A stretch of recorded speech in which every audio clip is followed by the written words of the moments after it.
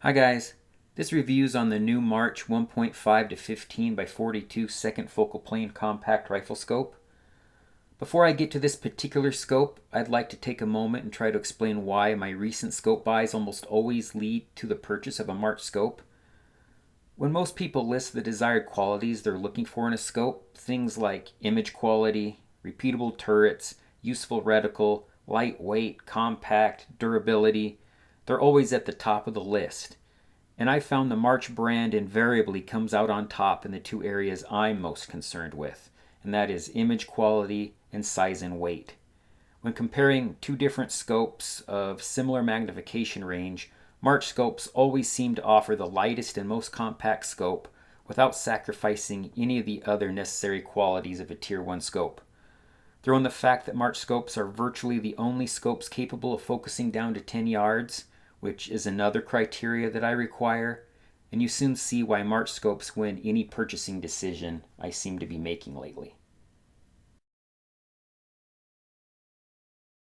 So there's a few new features on the March scopes that I'd like to point out.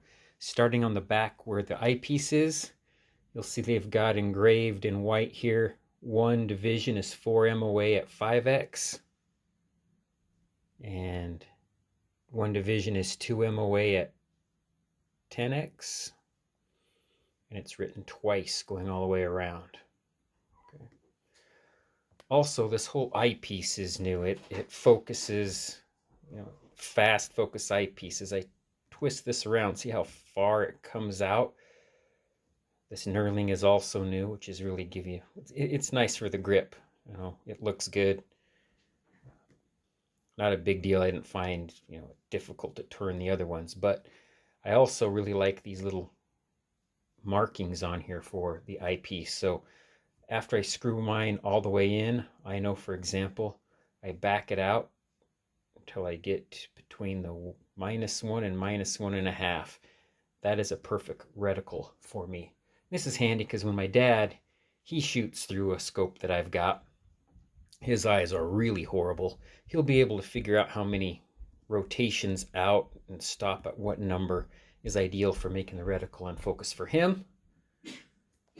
And then I can go back and adjust mine to exactly where I need it, quick and easy. Same old lock. This just loosens or tightens up rather until it latches on there. And now I can't tighten it anymore. I can loosen it, but I can't tighten it anymore. So the illumination, you can see there's 6 settings. So click it down to 5, it's nice and tight. 4, 3, twist this ring 2, twist this ring all the way down to 1. I keep it all the way up there at 6. And again, to turn on and off the illumination, just push that little button. It's got a nice feel to it. It's a little squishy feel. It's nice. Also new are the windage turrets. They've got numbers on both for left and right, kind of mirror image.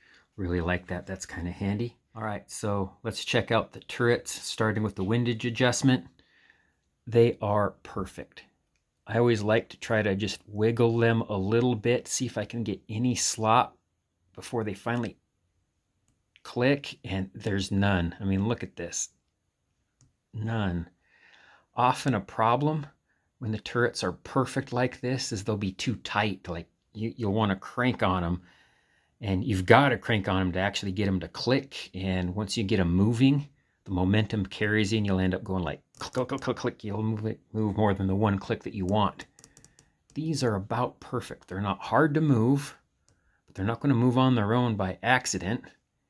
And there's something about them that just screams quality. Also new on the turrets, you can see that there's a red mark to indicate the bottom and the top revolution as you're spinning it around. I've got this one adjusted all the way up to the max. As you can see, there are 20 MOA per revolution.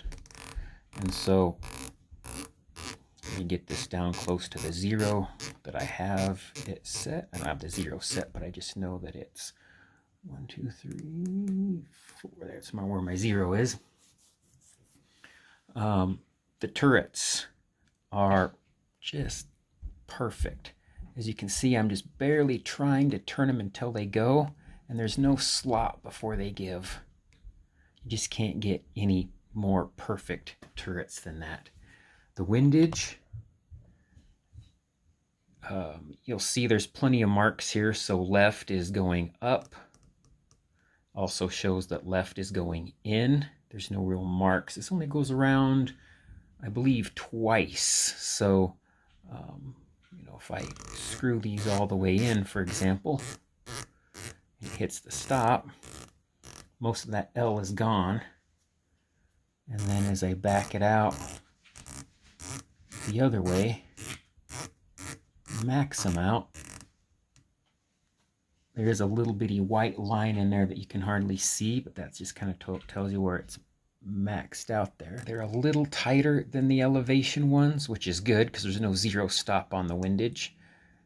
But they're not going to move on their own, and you just get a really nice tactile feel from them. One of the things I've noticed reading the forums is that often people will complain about March scopes in general having a tight eye box. And I have never found that to be the case. So rather than try to explain that I think that the eye box is forgiving, this is my attempt to actually show you. I've got my phone set up behind the scope about as best I can. It's at 15x right now, and you're looking at the backyard of somebody in my neighborhood. And if I just move the scope forward, back a little bit, it's not real picky going forward and back, but left and right, at 15x, it's decent. You have to have a really bad cheek weld for it not to just automatically get a full sight picture. But as we go down, so let me drop this down to 10x. Of course, it gets more forgiving, and so I can move left. I can move it a little bit farther before the picture disappears, up and down. And then let's try 5x, 5x,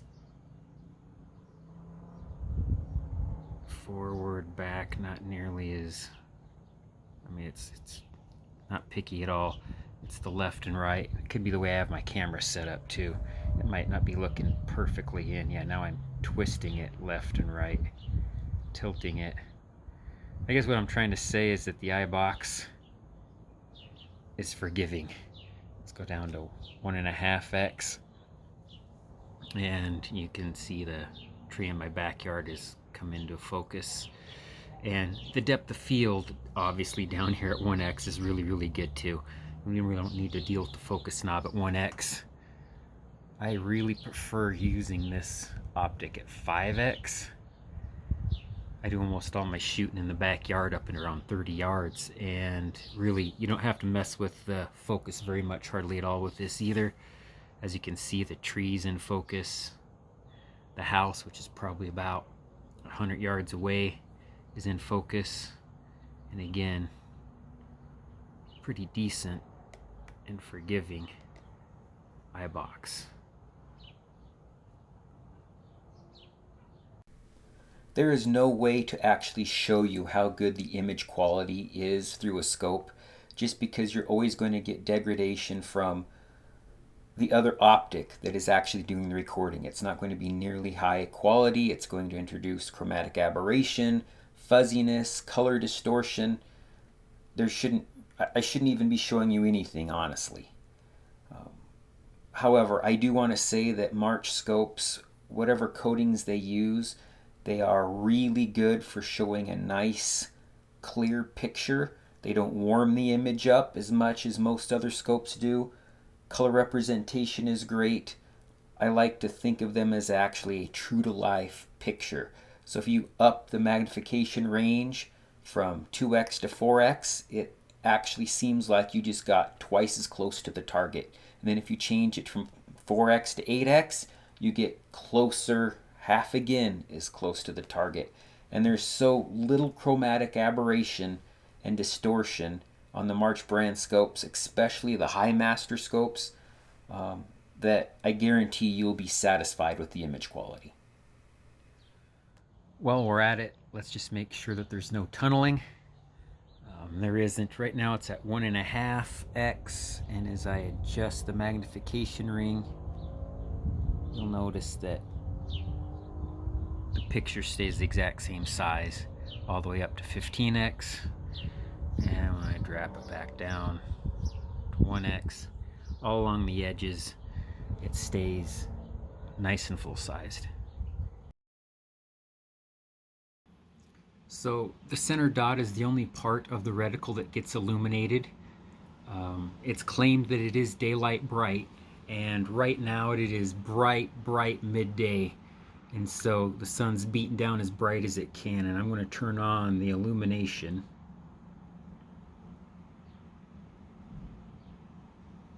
And then I turned it off. Now I got it on again. And I don't know if the camera's picking it up, but especially on that dark background part, it is definitely daylight bright. And this is the reticle, like I was saying, kind of like looking at some trees. Again, bright daylight, but we're on the shady side of the tree. You can see that the reticle still has the red appear red.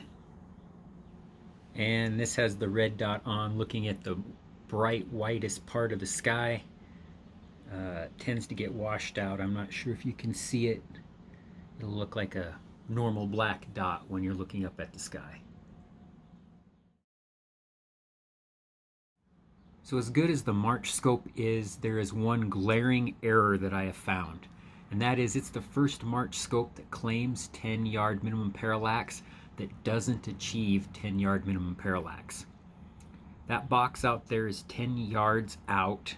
I've got it at 15x and the parallax totally at the very bare minimum. And as you can see, it's a little bit blurry. Now, it clears up great if I lower the magnification. Let's say go down to 6x. Yeah, you know, it clarifies as pretty as it can be. But if I go back up to 15x, and don't let my camera auto zoom on that, there you go.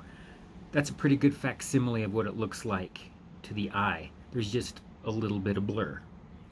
So I've moved the box back 2 yards to 12 yards, and as you can see, it's much more clear. The image is clear at 12 yards, but when I do the, bounce my head back and forth up and down test, it actually doesn't get parallax free until out to 13 yards. Bottom line is, this is the chink in this particular scope's armor. It's the first March scope that I've ever tested that claims 10-yard minimum parallax that didn't actually achieve it.